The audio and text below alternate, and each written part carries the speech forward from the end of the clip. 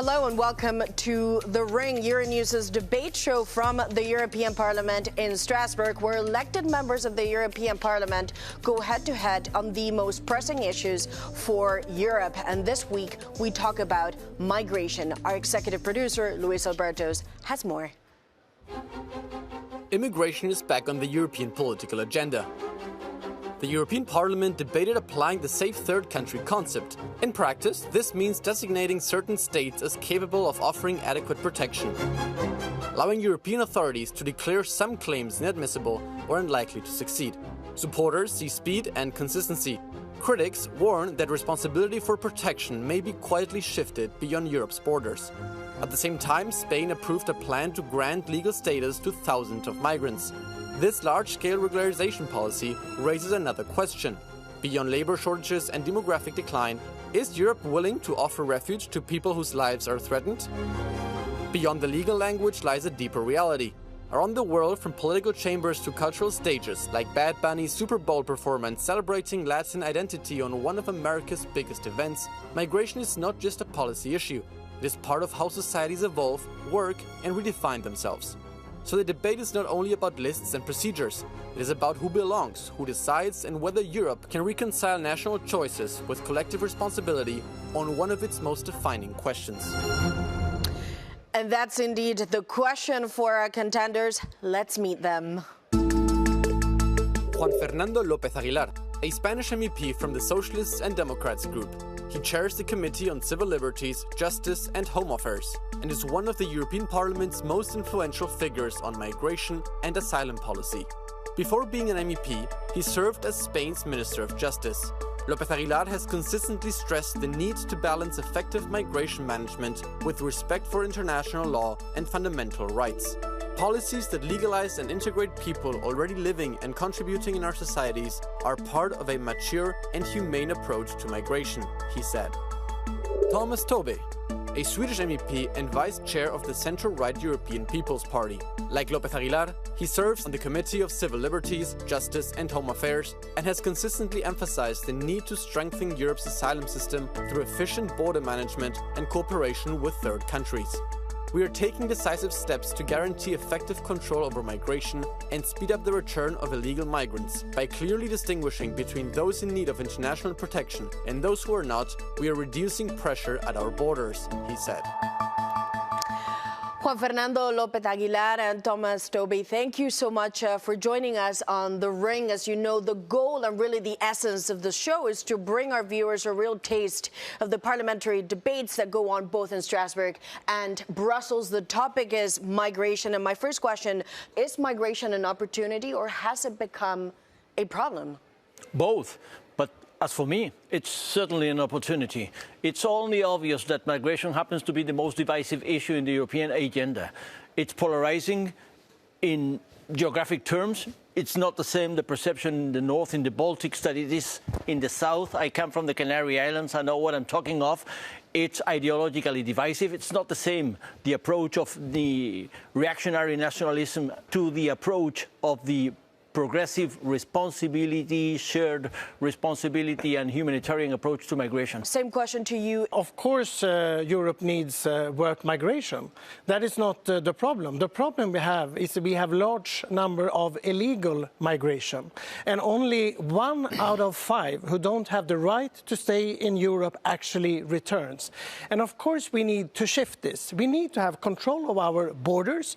People who don't have the right to be in Europe should not be in Europe. And then, of course, we should have legal work migration.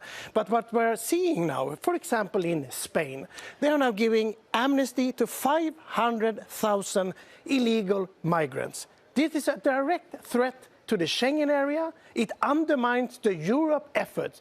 We are trying to work now to have a more of a common European migration policy. And I think it's time for us to actually decide, do we want to have control of the border? Do we want to have legal work migration, or should we continue this path in Europe with illegal migration? It needs to stop. I strongly disagree with what I just heard from my colleague and friend Tomas Tobé. First, there's no illegal people.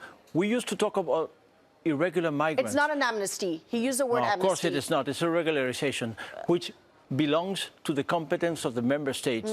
and it's been recognized by the European Commission itself. Second, it is not true that they're illegal. We always had a problem in the European Union with lack of legal pathways. That's one thing. We need more legal pathways, but when people come irregularly, it's because they are not given the chance to make it regularly. But insofar as they happen to already be in Spain, working in Spain, we are regularizing not only human beings, but also jobs. And we're making it possible for those human beings employed in the irregular economy, in the so-called black market as for now, to make it regularly so that they can actually pay taxes, they can actually contribute to the sustainability of the social services, in which it is a fact that they support more, they give more than they receive. It is not true that they are predatory to social services. On the contrary, they can actually contribute to the sustainability of the social services. And I make a final point.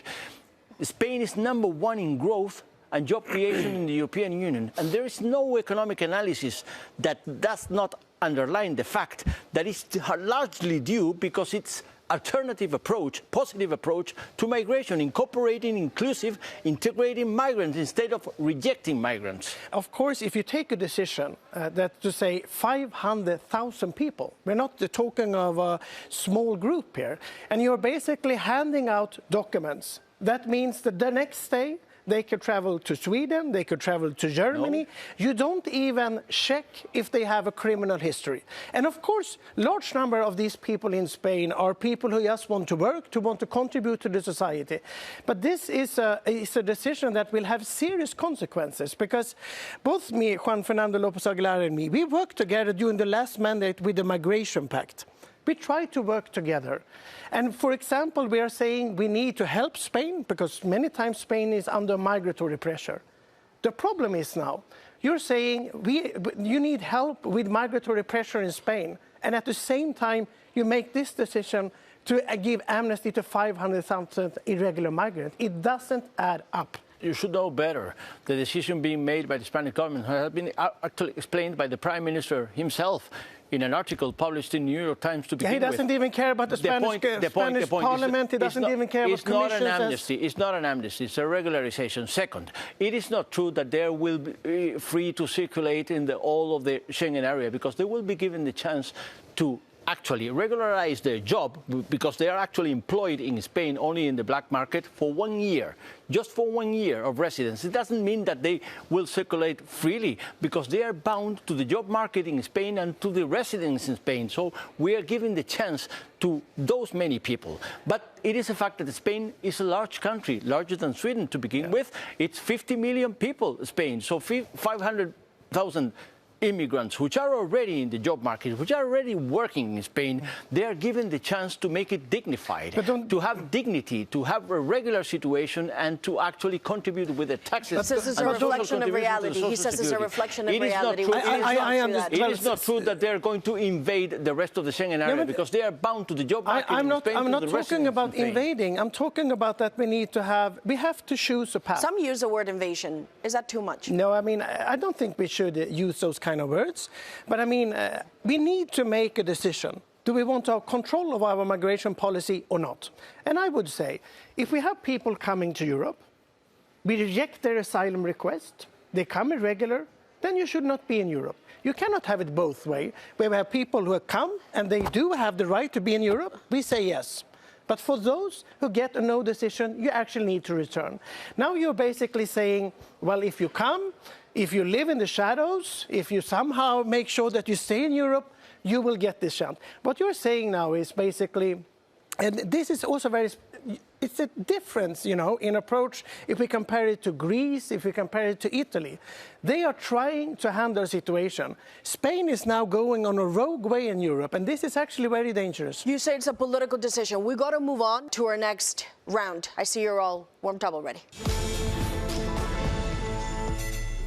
So now this is the moment for you to ask each other questions directly. So since I cut you off, Mr. Tobé, let me give you the floor in the first place. Juan Fernando López Aguilar, we worked together on the Migration Pact the last mandate. I think we actually achieved some very important things together for Europe. But you also know that we need to tackle returns. 1 out of 5 people are actually returned, and this cannot continue. Now Commission is presenting proposals supported by several S&D governments across Europe. But now the S&D group in the European Parliament are voting no to every proposal that means that we actually could be more efficient with returns. When will you face the reality? Yes, we work together in the Migration and Asylum Pact, 8 regulations, but it's not complete. It takes a lot of coordination in search and rescue operation at the European scale. It takes a lot of legal pathways. It takes a lot of cracking down on the business model of organized crime dealing with trafficking of human beings. But yes, we have to come up with a European scale of response when it comes to migration and asylum, and returns is part of the equation. We don't deny that, but we want returns to be negotiated with dignity, with third countries, countries of transit and origin, and it takes a diplomatic architecture which is lacking. You cannot impose returns, and you cannot ignore that you cannot return people to places they don't belong to. And that is why we object the proposal by the Commission, because it escapes the meaningful link between the country of transit or origin and the human being which is supposedly to be returned there. I have heard, because I have been the representative of the European Parliament in the Council of Ministers of Interior many times, fly them to Rwanda. And my question is, why Rwanda? Do you think because they're just indistinct in Rwanda because they're black, even though they don't belong to Rwanda, even though they are come from Mali or from Sudan or from Uganda? No, it doesn't make sense. You need meaningful links, and for that it takes a negotiation with third parties. It doesn't suffice that you simply pay some ruler some money to keep them out of our sight. So you say why continue the We're Rwanda not model? talking about Rwanda here. It's about saying we have candidate countries to Europe.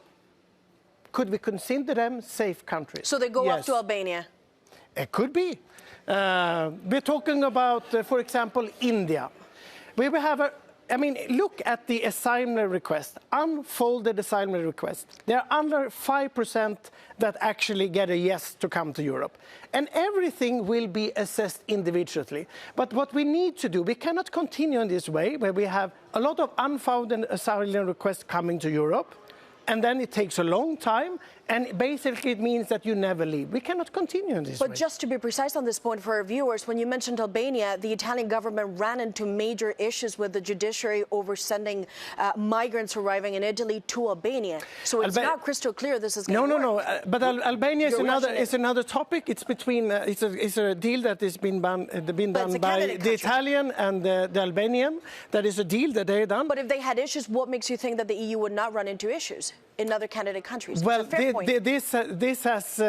this proposal has been now assessed by all the EU authorities, UNHCR, and of course we have the right to return people if they are not in any risk of persecution and so on.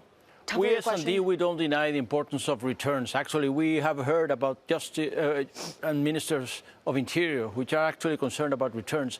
But why the percentage of returnees is so low? Because we don't have an architecture of agreements with third parties of transit and origin. And then there comes the Commission saying we're going to enlarge the list arbitrarily, the list of safe third countries, including Bangladesh and Egypt, for instance, which are not considered safe countries of transit or origin by the European Asylum Agency. That is why we have objected. We have tried to come up with amendments, and the Conservative Party, the People's Party, the EPP, along with the far right, have denied all of our amendments, saying that they are red lines for them. So what is the question? My question is, do you really think that you can actually export people to some third country with no meaningful links with those particular human beings just for the sake that you're paying some money to some ruler to keep them out of our sight? Do you think you can send someone who is actually from Sudan to Egypt? Or do you think you can send someone who is actually from Uganda to Libya or to Tunisia just for the sake of having them out of our sight? Do you think that we can actually ignore the meaningful links which include culture, linguistic, or even family links, which are to be considered seriously by countries which are to return human beings to some other place? So let's hear it. If the socialists in the European Parliament would decide there are no safe countries outside of Europe, I mean, I hear that. When we started the negotiations about the countries, there's no country that you can accept. If you come to Europe, of course, we need to assess where you come from. Of course, we will always do that. But of course, there are countries, when a person comes to Europe, we can look, from which country have you been? Could you be safe in this country or not? That is the question. And of course, this is now portrayed as some kind of delusional far-right policy. This is a policy coming from Commission. This is a policy coming from S&D governments all across Europe, because we cannot continue in this way, where we have only 1 out of 5 people return in Europe. Then it means that even the people that need protection in Europe will not get the protection in Europe. We have to change the policy. We are going to continue. It takes agreements. It takes agreements, of course, and that's the point of the show, too, at times. Let's try to bring in a new voice into this debate. We've heard from the two. Let's bring in a new one.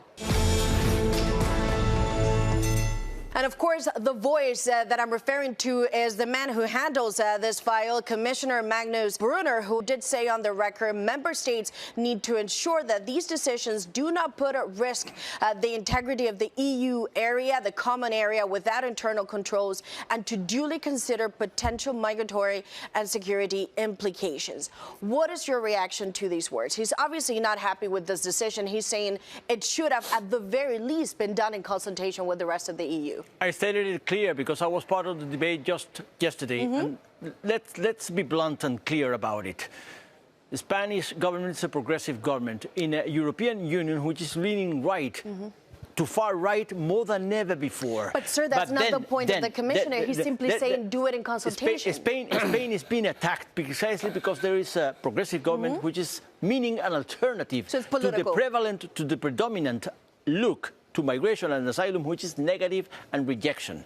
And it's doomed to fall, to fail. The point that Spain is making is that there is another way: integration, inclusion, and respect to the dignity of the jobs that are actually being implemented in Spain as a factor for the Spanish growth and job creation. Meaning that Spain has the competence, which has been recognized by the Commission, to take a decision of regularizing people who are already living and working in Spain, to give them a chance of opportunity to have a dignity which is an alternative to fear, to fear-mongering, to exploiting fear against migrants. There is a bit of distrust. I mean, if Spain wants to have high migration, let's say that you decide that you want to have even higher migration to Spain, it's up to the Spanish government, for sure. But the problem with this decision is that you're sending the signal, come irregular to Spain or Europe, and then we will give you an amnesty. That is, I think, the problem that Spain will face now. You keep saying the word amnesty. The Spanish government says it's not an amnesty because they haven't committed. Well, of course it is. It's an amnesty. Why? Because this is 500,000 people who have come irregular. It is a decision taken by the Prime Minister. He doesn't even consult his own parliament. He doesn't even speak to the other European countries. This is a decision which I personally believe is more about the political fight in Spain, and it's a power grab. He needs to do this to his coalition partners in Spain. It's not about solidarity for these people at all. The Spanish government says they are not criminals, so it's not an amnesty. No, but they're just saying they're providing a legal pathway to work. They already work. Of course, most of these people are not criminals. Let's be serious about this. But he won't even check if they have a criminal history. He just wants to hand out the documents, and this is very serious. What about the background checks? That's a fair point. If you're going to give out papers to live and work in a country, you need to know who they are. There's going to be an scrutiny and control by the Ministry of Interior that there are no criminal record. There is no criminal record. There is no police record. No one would qualify for the regularization if there's criminal record or police record. So they have to be absolutely clean, and they already have to be in Spain and working in Spain. So you say half a million people will not have any criminal records. You can guarantee that that will not be the case. Of course, that is the role of the Ministry of Interior, and that is a condition for the regularization. That is a legal condition. That is legal certainty. There has to be a time frame. There is no pull effect. Let's go now. Very short break. Of course, the topic clearly is heated, but stay with us here on The Ring. We'll be right back with more.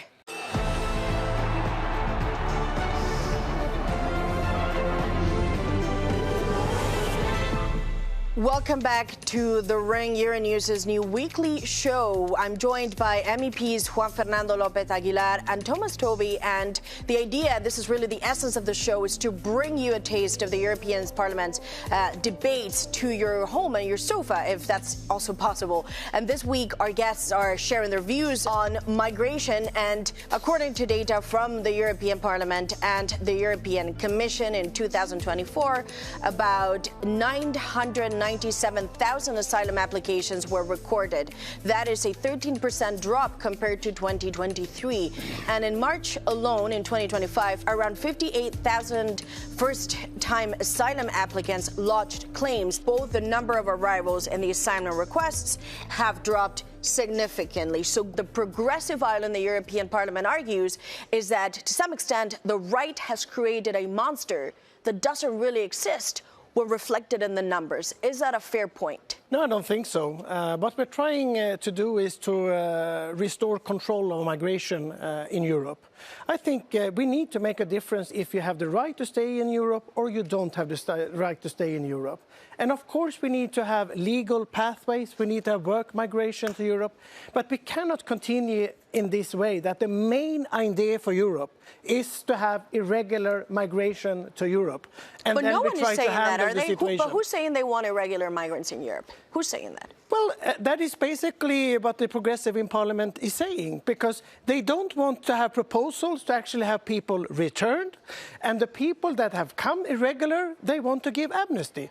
It's a policy that basically says, well, if you need asylum in Europe, come and we will grant it to you. If we can't grant you the asylum, well, we will fix another way for you to be in Europe anyway. It takes legal pathways to have regular migrations. But he says you're allowing there is illegal lack migration. of legal pathways. We need to build more on that. But let me tell you something. I'm well aware, because I've been here some years, that there is a mantra by the right which is increasingly endorsed by the conventional conservatives, by the far right, which is that we are subject to some kind of an invasion, that migration is out of control, that we are going to even be replaced, that the originary autochthonous population of the European Union, white and Christian, will be overnight replaced, they say, by black people and Muslim. That is complete bullshit. It's not happening. The numbers are manageable insofar as we do it not leaning on hysteria or panic, but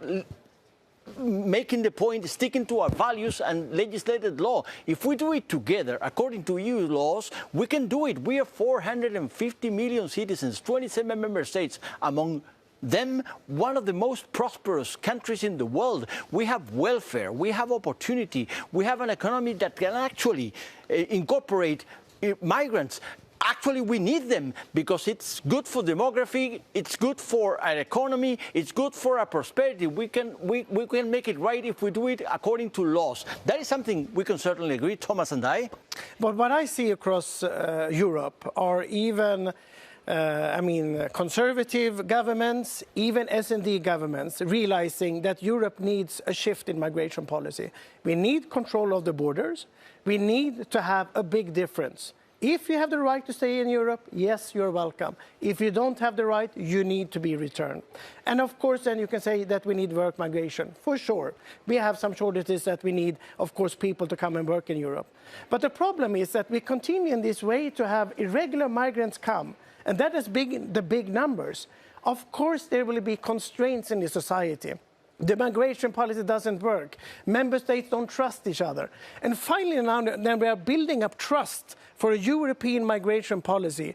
Then we see, in a way, Spain becoming kind of the black sheep now when it comes to migration policy. But if you say it's political, what's the political advantage? You say Europeans don't want to see irregular migration. This is something they no longer want to tolerate, and there's consensus on this. What's therefore the political calculus of the Spanish government? I think it's very much a domestic issue. Mm-hmm. This is a government that has a very special coalition agreement with some left parties, even left parties that actually are having these crazy theories that they want to legalize some of these irregular migrants because they want votes. I mean, it's a crazy thinking, you know. But I wouldn't accuse Juan Fernando López Aguilar of that. I do hope in his heart, okay, he can see some people that actually are contributing to Spanish society and want to give them a break, sure. But I think he's wrong. I think those people should come the legal way to Europe. Spain is a progressive government, a coalition government, even a minority government. It's got nothing to do with the fact that Spain is under attack precisely because it's opposing an alternative to that predominant negative outlook, to a more positive approach. But his criticism is this is a decision to keep the coalition together. It's not really in line with what the people want from their government, and the results in regional elections for Spain were not good. So maybe there's a disconnect between public perception and government action. The regularization process that has been decided by the government has had the endorsement of the Catholic Church, of the entrepreneurs, of the business, of the corporates, because it's good for the job market, it's good for the economy. Actually, I insist that there is no economic analysis in Spain, even worldwide, in the international press, that does not shed light on the fact that one of the factors of Spanish being number one in economy, growth and job creation is precisely its positive look towards migration. We need to now move on into our next and final session. This one will be different. It's shorter, so I hope that you're ready. I'm going to ask a set of questions, and you can only answer with a yes or no response. Would you say now the European Union border controls are being effectively implemented, or are extra measures now still needed to continue that path? It's sufficiently controlled? Yes. Borders are sufficiently controlled? Yes. No need for extra measures? We need to do more. Does Europe need fewer but more clear rules? The short answer is yes, but still I must add that clearer rules does not mean lower rules. We need a clear policy. If you have the right to stay in Europe, yes. If you don't have, no, and then you will be returned. And now, my final question, which is always the hardest and the most difficult. Did your opponent, in this case, of course, you had very different views, did they change in any way, however, your perception in this debate? But of course, the European Parliament is all about a humbling lesson. No one has every reasoning on its own, on her own. It always takes compromises. So you change your views in some way? And of course, I have reached compromises with Thomas and with the EPP many times throughout the years I've been here, and I keep on doing it. He has historically, perhaps not in the debate today, but I do appreciate that he says that Spain at least now seems to be open to also check the criminal background of the people that they want to give the amnesty to now. Thank you, of course, to our viewers for joining us. We'd like to hear from you, so do connect with us and write to thering@euronews.com with your views, your feedback, opinions, and see you very soon on Euronews.